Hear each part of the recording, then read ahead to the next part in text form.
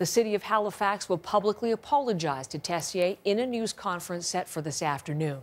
But ahead of that, let's meet and talk to Liane Tessier, who's live with me this morning. And good to see you on this day of days. Liane, good morning. Hi. Good morning. Hello. Those words of apology that are going to come today, you have been waiting for 12 years. What do you think it's going to feel like to finally hear them? It's overwhelming. I mean, it's absurd that women like me, and I'm not the only one, have to wait so long to have a simple acknowledgement that gender discrimination is real and it's a reality for many women out there. It's ridiculous how hard I had to fight for that. And the fight that you waged so hard, coming to, as I said, culmination. When you hear the "I'm sorry," though, do you believe it? Do you think it's sincere and genuine on the part of the city? Mixed feelings about that. They had many opportunities to listen to my story and the stories of other women throughout the many years. A lot of us complained, and instead they just protected men and dismissed our complaints over and over and over again, so that we got to the point of having to just sort of give up and turn and just either quit the fire service or leave because of the constant abuse. It was awful. I mean, so it's about time. I think that other fire departments and police departments across Canada need to do the same thing. You hear a lot of comments from different fire services across Canada that say, you know, this sort of behavior doesn't happen. There's no abuse here. That's just wrong and dishonest. It happens all the time. And of course, it happens with the RCMP women. It happens to women in the military. It happens to women in trades. It happens to white-collar women.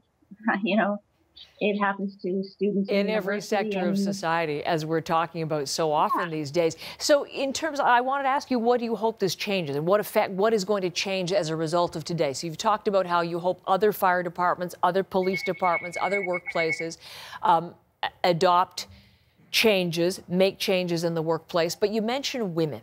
You've become a real champion for women, both in police and fire departments and other male-dominated workplaces. What effect do you hope your story has on them? I've got an overwhelming amount of people calling me, emailing me, other women who have had the same struggles, and I've given them some hope to keep fighting. There finally is sort of a glimmer of hope, and they're so happy that I've become successful, and so that the workplaces need to be safer for women to speak out is the bottom line. If you can't admit that gender discrimination is happening in the workplace, how are women supposed to feel safe in even mentioning it, even talking about it? Obviously, people want to talk to you on this big day for you at the same time as we're on the air live. I hope they'll hold. But listen, you mentioned how workplaces, people need to speak out. We are seeing people speak out, Liane. It is becoming weeks and months of women speaking out. After the Harvey Weinstein story, we're talking about workplace harassment, sexual misconduct, sexual allegations in business, in politics, in entertainment. And we talk about it as being a reckoning or some sort of moment, a conversation.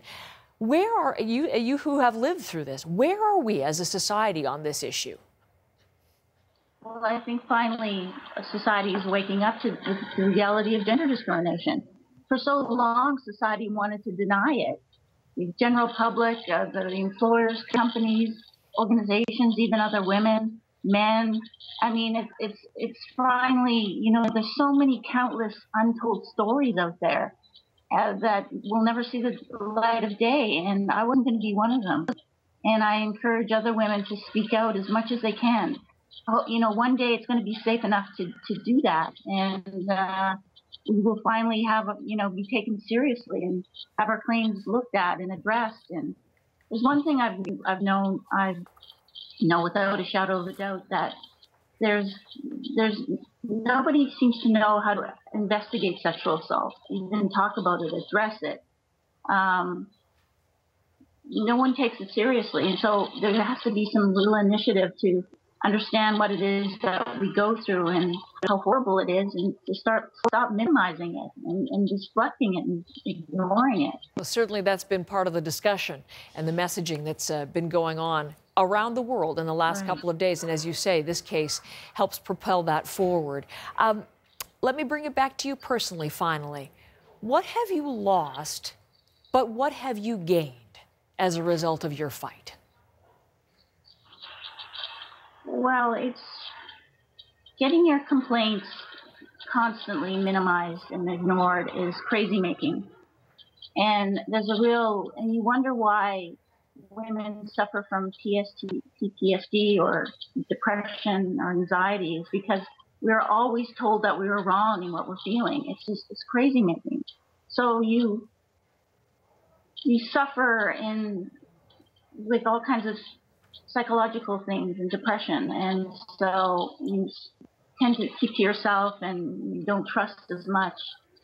But you can get through that, and there was some vindication in speaking out, and just the fact that I can make an impact too. I've always wanted to be a voice of change and a voice of reason, and it's finally coming true for me, and so I'm glad that I can speak out and encourage other women to speak out and encourage these employers to do the right thing for once. You had a career as a firefighter. You have proven the fighter part of that over and over again over these many years. Liane, a pleasure to have you on the program this morning, and we'll be watching today, noon Eastern, 1 o'clock Atlantic, as this moment in history takes place. And you enjoy that. Thanks very much.